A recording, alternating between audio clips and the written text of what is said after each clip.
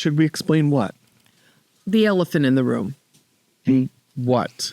That we're both wearing fuchsia winter coats. We are? We are. Yeah. I couldn't tell. Well, I'm colorblind. Anyone that's colorblind could see that And my from retina's ours. detached. Oh, don't both even of kid. them just were detached. So right now I'm just floating. There's a lot of floaters going on. Oh boy, I think it's a male men's. you may have it then. It's a men's.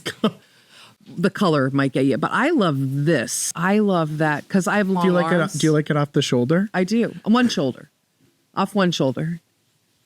Put the other shoulder up. I'm trying to give the audience a good shot of my shoulder. Look like this. There you go. I love that they have these because I have long arms and I always am pulling them down and this takes care of all that. Someone recently told me that though I do that with mine as well, and they thought that I was a child. They're like, "Wow, that's for kids. That's for kids. That's what kids do." And did they have T-Rex arms, these people? Because if you have long arms, it's a lifesaver. You don't put your thumbs through little shirt holes. What are they there for then? Yeah. I do it all the time. This is reminds me there's a woman on my street. Oh my God, I never told you about her. I'll be walking Fitz every morning and she'll come out frantic. She's a single mom, which I give a lot of credit to because that is tough. Because my God, I was one. I can't even get myself ready in the morning. Then the single mom, she has a van and her two daughters give her hell every single goddamn day. Madeline, Janice, whatever. She is screaming at the top of her lungs every day. One time, one of the daughters wanted to get the front seat. Oh boy. I'll never forget this. Madeline. And the girl goes, "I want the front seat." And the girl in the back goes, "Well, I called dibs on it." And she goes, "Well, I don't really care what you called dibs on." And the mother's like, "Get in the car."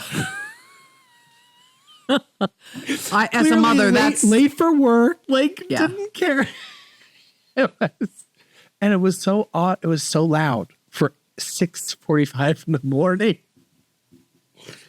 Who the hell, man? Who can be a single parent? A couple days ago, we went to an event of your families, and we learned that some of your families' names are Squirrel. my dad had a beer distributor, and if people owed him money for beer, they'd end up doing work in our house. And all of them had, not all of them, but most of them had animal names.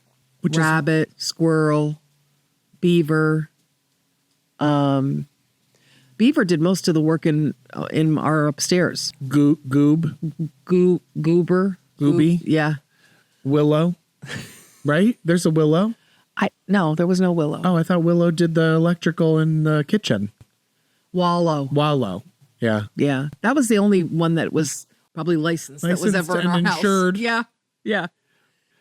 It was rough. People always think it's weird that I, instead of accepting cash, will say, I'll work for beer. Yeah. And I'm like, well, consider where I came from. Exactly. For a moment, please. Exactly. You're missing that whole vibe. I did an escape room this weekend. Oh, nice. Mm-hmm. Oh, Have you ever done an escape room? we have together. I forget that you were there because Uncle Mike, I left for 2 minutes. It was so warm in there and I had to get out.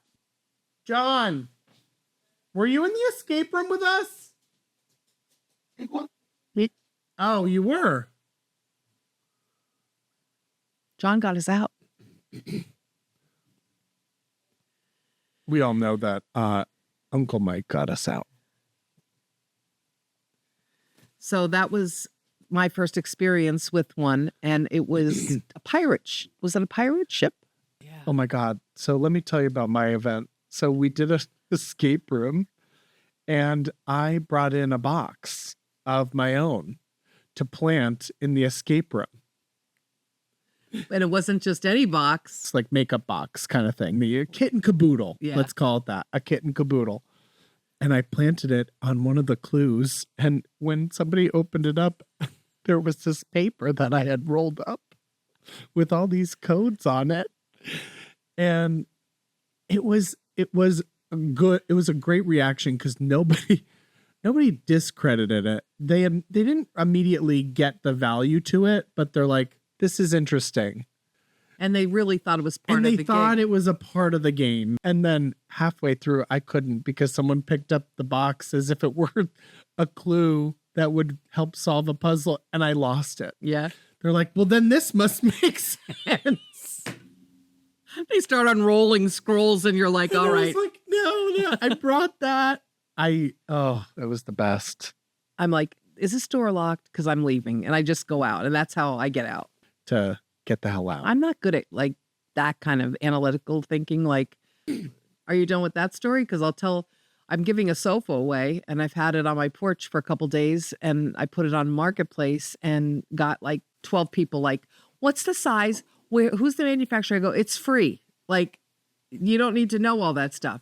How many cords is the corduroy? And, is it wood? Did the base have wood? Does it have, I'm like, again, blah, blah, blah, it's free. So this person said, asked me for pictures of it put together. And I'm like, I don't have this.